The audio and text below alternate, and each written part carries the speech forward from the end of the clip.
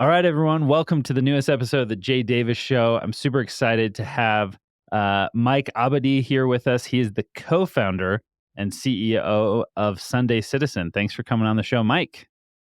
Thanks, Jay. Thanks for having me. Excited. Yeah. Well, why don't you start by giving everyone just a quick bio of what you've been up to the last couple of years? Yeah, absolutely.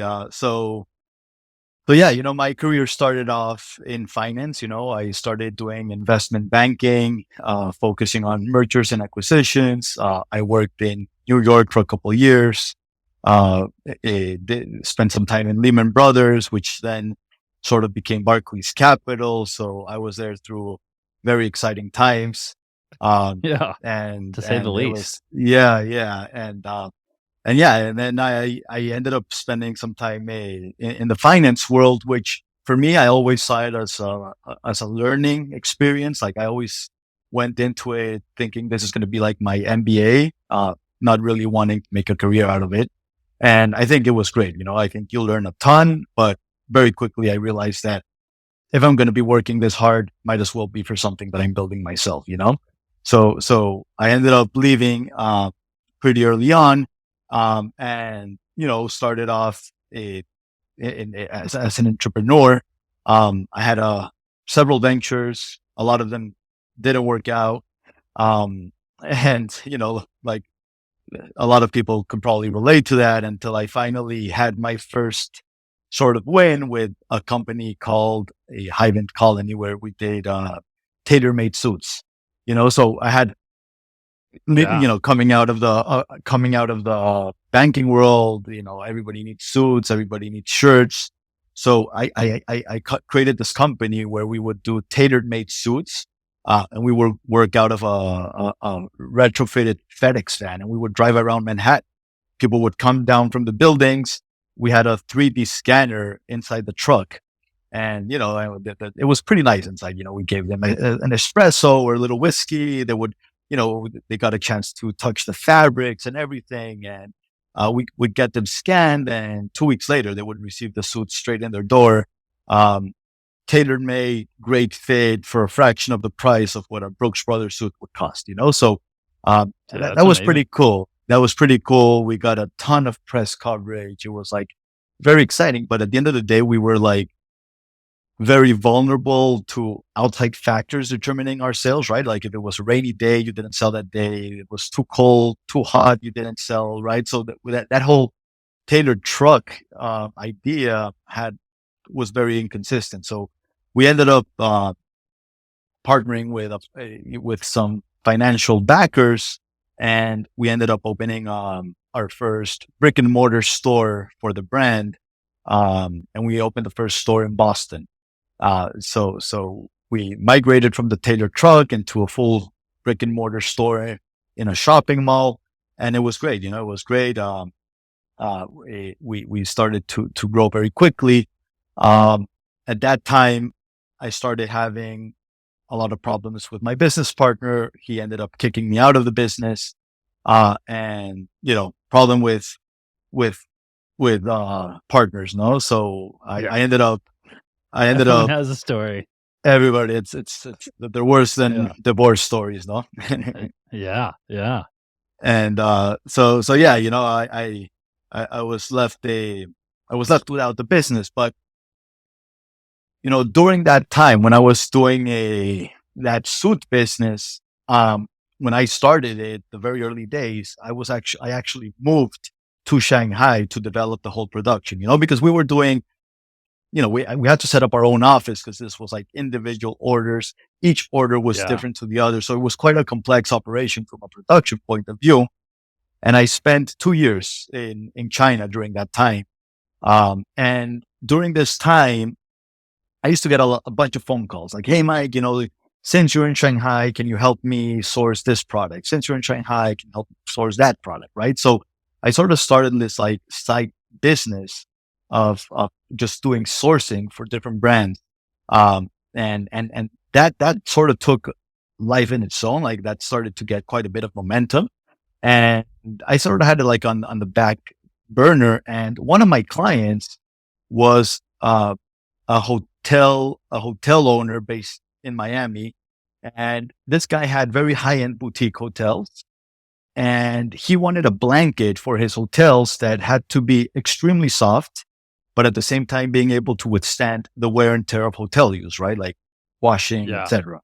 And this is the guy who was extremely fabric centric. Like he's obsessed with softness and everything in his life. And for his hotels, he wanted to bring that same softness to his guests. So we embarked in a sourcing project for him at that time, specifically for his hotels. Um, and we came up with a very nice blanket. This is a blanket that was an instant success. We all the guests at the hotel would want to buy it after they would check out. So we actually started selling those blankets in the hotel lobby. And we started to get a lot of very positive feedback. But during all this time, I was still focused on the silk business. So this was sort of like a side little business. So when I exited the Hive and Colony business, which by the way, is still operating today, I think they're up to like 10 stores nowadays. So they grew quite a bit. And so when awesome. I exited, so when I exited that business, we knew we had a great product with these blankets, and there was a ton of potential that we were not taking advantage. So we reached out to this hotel owner. His name is Michael. And we said, hey, let's partner and bring this blanket to market. My wife, her background was also in branding and marketing. She used to be the CMO for one of the big telehealth companies in Latin America. And so she had that background. And so we decided to partner with Michael and his brother. And that's when Sunday Citizen was born. So when we started off, we literally started off with the same blankets that we had sold in the hotel. Yeah. At that time, my wife and I, and we had 2 kids at that time, 2 babies. We moved back to Shanghai. We moved there for another 2 years. And we really started developing product in a very, very accelerated pace. This was like 2018 and 2019. My background, my whole family has been in textiles for 4 generations. My great grandfather was in textiles. My father is actually a textile engineer, one of the few textile engineers that are left in this country. And he started helping us a lot on getting into the very technical aspects of fabrics, yarns, and product. So we started really getting into accelerated product development for more bedding products. For every single product that we developed had to maintain that original value proposition of extreme softness and easy care, washability. So we started developing product very quickly, but with those two guidelines in place. And we started growing in, beyond the original blanket, and we went into bed sheets, comforters, pillows. We got into loungewear. And like I said, for all of this, we were in China because it wasn't like we were going to a factory and saying, hey, show us your catalog. We want to place an order. But we were really co-developing product together with the factories. We were getting into all the way from the yarn to the fabrics to the finished product. Like we were really developing things ourselves and just choosing the right factories for every step of the process. So it was a very, very intense process where it needed us there, but we were lucky because it allowed us to really, really expand our line very quickly. Then in January of 2020, it was right before Chinese New Year, so Chinese New Year, the whole China shuts off. So we decided to take a vacation. This was January of 2020. So we go on a supposedly 3-week vacation. We had a wedding in Costa Rica. So we went to Costa Rica supposedly for 3 weeks, and boom, COVID hits, So we were not we were not able to go back to China. We had our whole apartment there. We just had to send somebody from our office to literally pack up our things and put them into boxes. And we were stuck in Costa Rica because the Costa Rican airports were also closed. So we were stuck there literally with what we had in to carry on a bags that we had with us at the time. Oh So my we God. were all of 2020 in Costa Rica, which to tell you the truth, we were very lucky that we were not in China during all of that time. And it was a good Yeah. place to spend COVID in. But yeah, like I said, we were lucky because we had already done a lot of the heavy lifting in terms of product development.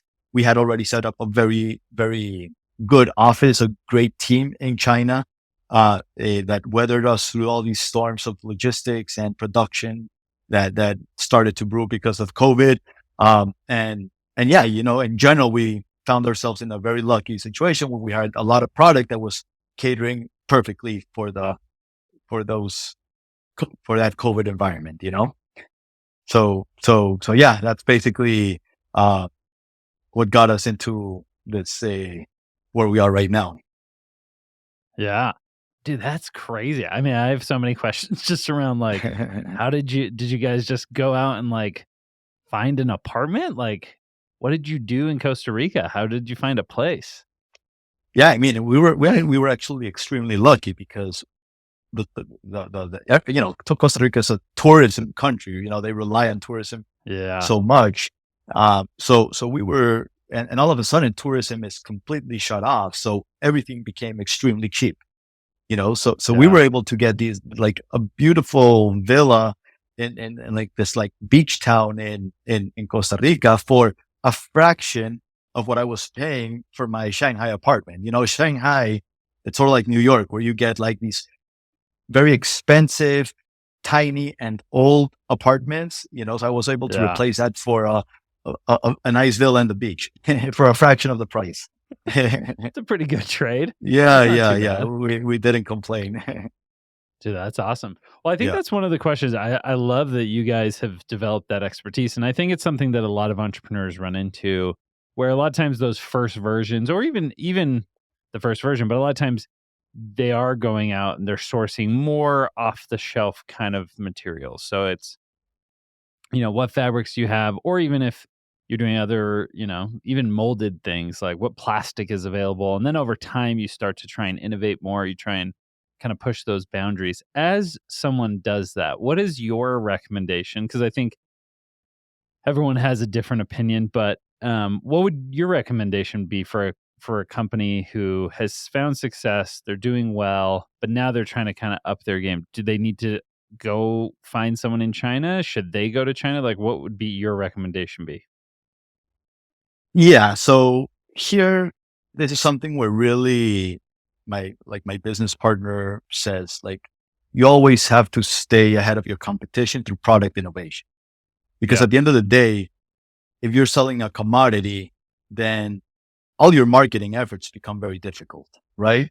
Um, it's a lot easier, especially in this environment. Like I feel that, let's say 2, 3 years ago, post iOS and everything, uh, you were able to have a successful e-commerce business, uh, almost like through just customer acquisition arbitrage, right? yeah, Where yeah, you could buy customers cheaply, and you had enough margin, and that was enough to make a business, right? But as the yep, acquisition becomes more and more expensive, uh, having the right product becomes imperative. Not only important, but it becomes a matter of survival because there's two things, right? Like you have to have a unique value proposition, and at the same time, you need a product that keeps people coming back to you, right? Like I yeah, think that we really recently got these benchmarks from Shopify where we're like at the top 10% of brands in Shopify in our category in terms of retention.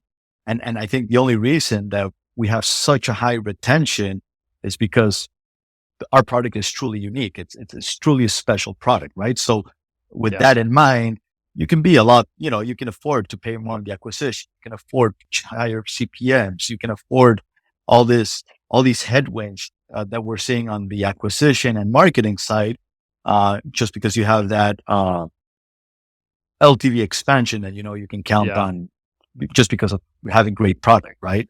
And also just word of mouth, like all these things really, really become imperative in this environment where you can't rely just on cheap acquisition to make your business grow. No. Yeah. Yeah. No, I think it's so true. And I think that's a lot of the companies that are still succeeding even in these more difficult times. Like you said, it's become a lot harder to acquire customers. And now all of a sudden we're kind of filtering out or sifting out a lot of the companies that just didn't do that, where they just are kind of selling the same products as everyone else. They don't really have any real true branding or uniqueness there. So I think it's a really huge difficulty for a group that does have some of that innovation. Um, like if they came to you asking for advice, would you tell them, or a brand new company even who's like trying to innovate? Do you think they need to have a product person in house, or is that something you can outsource? How would you kind of approach that? Yeah, look, I think that in terms of, like, I for me, it was having that experience of being in China was super valuable because, first of Yeah, all, I had a lot of resources that helped me. And you realize that, China, le- I'll go into the cons of China later, but I think from on the pro side first, like China is really a place where you can go and any idea that you have, make it a reality for in very reasonable terms. Like Chinese yeah, factories are surprisingly good at, you know, running with you on an idea, right? Like it's not like you have to have a huge PO for them to actually help you out on getting something new developed. Like you spend some time there working with them and really brainstorming on how to come up with a final product. Uh, I do think it's very valuable to have some type of Chinese, either it's a sourcing agent or an employee that's working for you in China because you you need somebody there. The more yeah, time I spend in China, the more I realized how difficult it is to work with them and having somebody that and understands not only the language but the culture, the all everything that it implies working with China. You really need somebody local on your team. Whether yeah. it's hired or as a sourcing agency, but somebody that's really helping you there. No.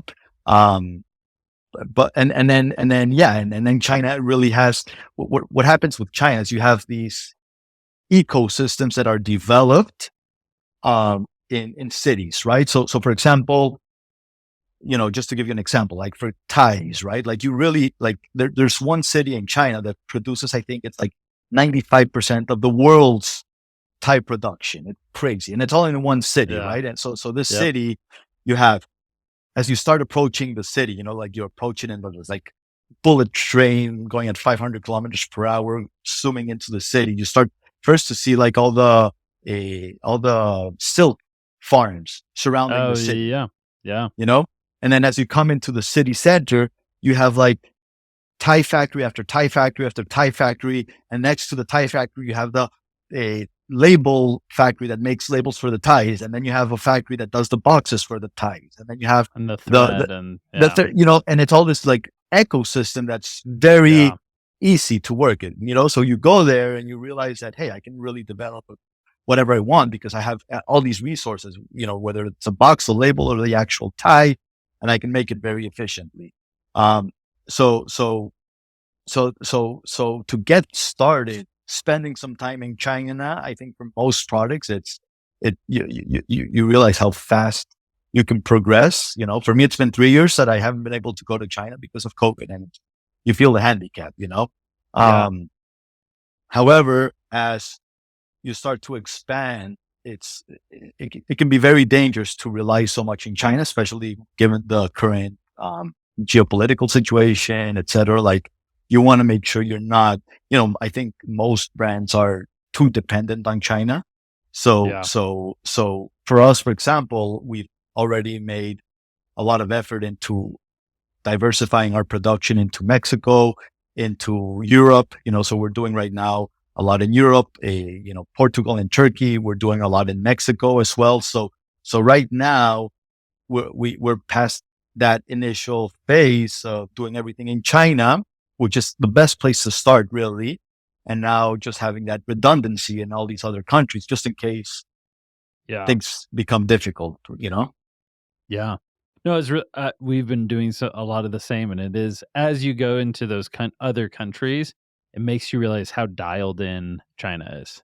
I mean, they Yeah. just have the technology, the communication, the automation, even just more like the work ethic Yeah. in a factory level. Not to say that the Mexico is not like that, but like, man, Chinese people are just, you Yeah. talk to the factory owners and they're like, we're struggling in Mexico with making sure everyone's here and on time and all those things. And in China, it's like all Yeah. dialed.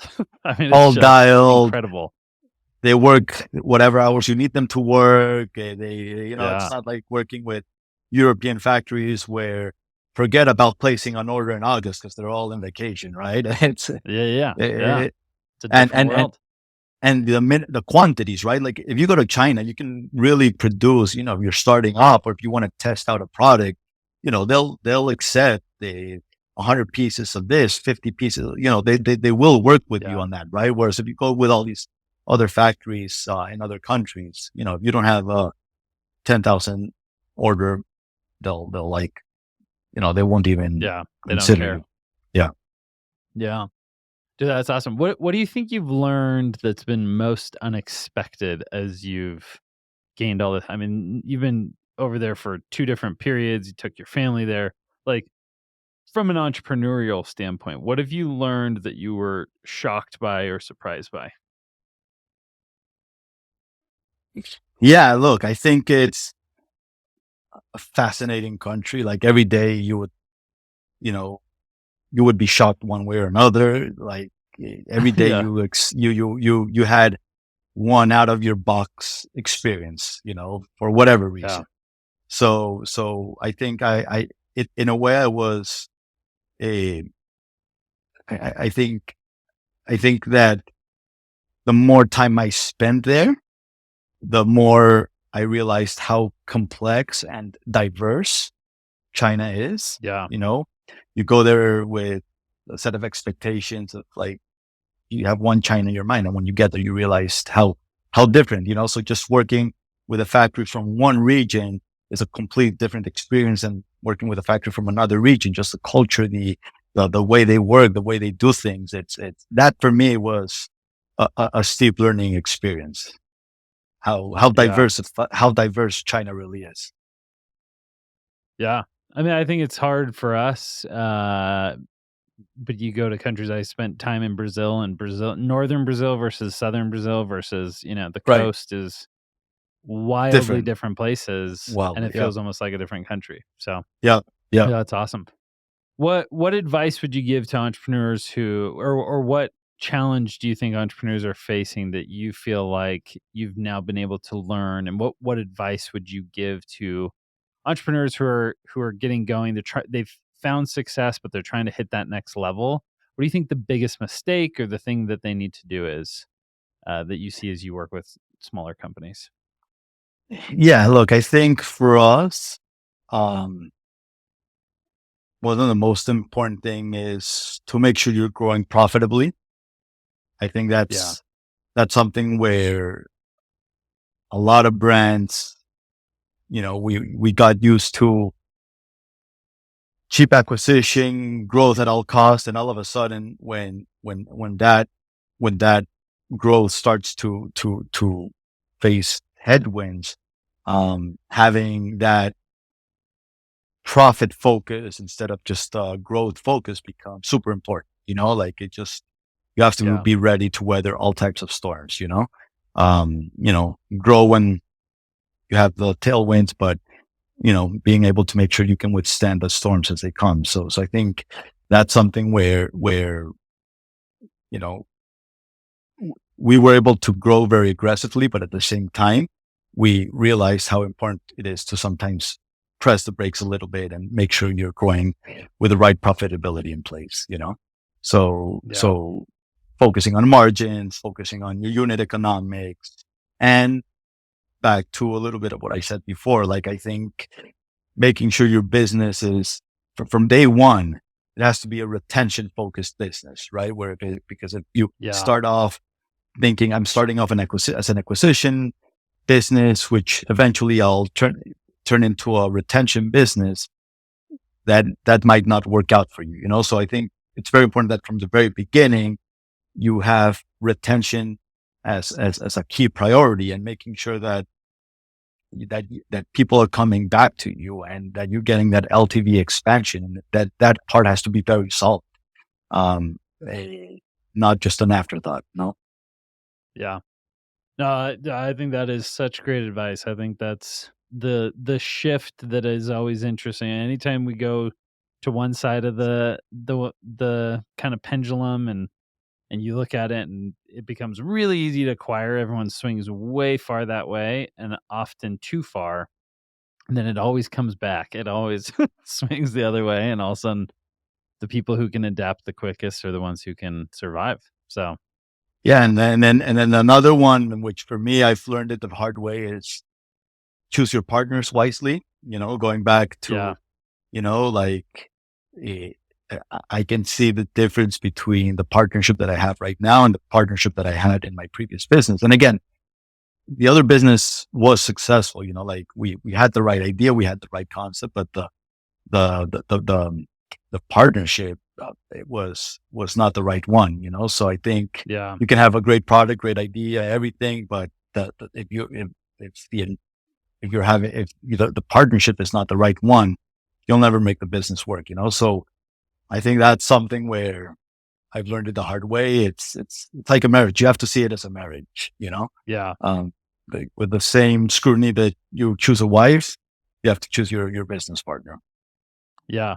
When in reality, I feel like most of the time what people do is they're all sitting at lunch and they're like, "Hey, should we start a company together? Let's do it."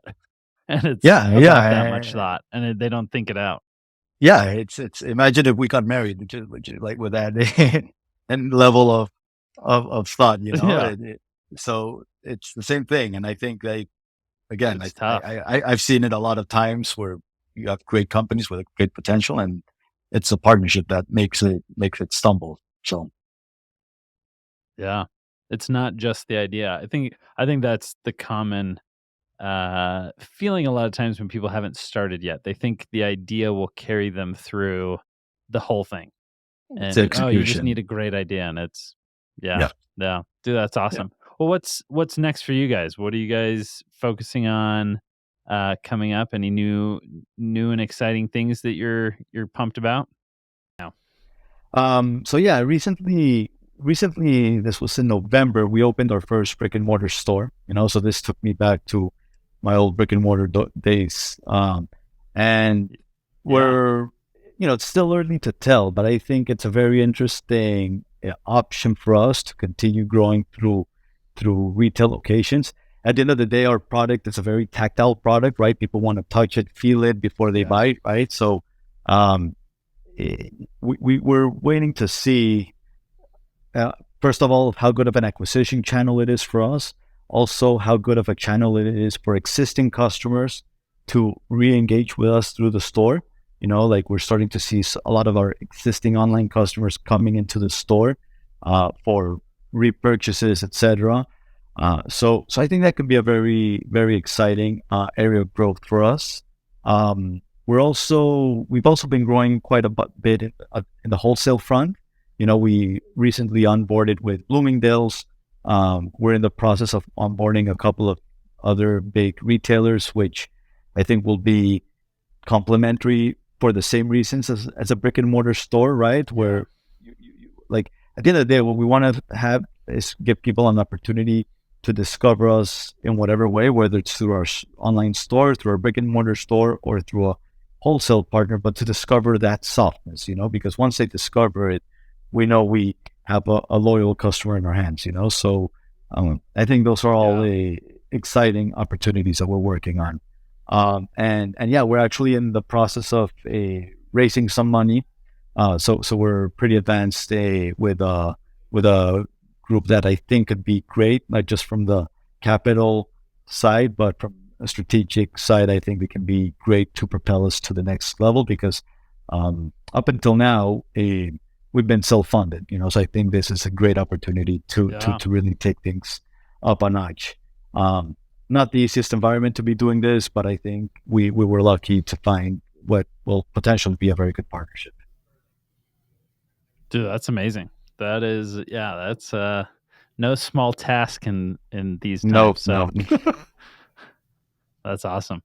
Well, thanks so much for coming on. It was super fun learning from you, and I was asking a lot of those questions more from my learning than probably anyone else. So I really appreciate you taking the time. Thank you, Jay. I appreciate you having me.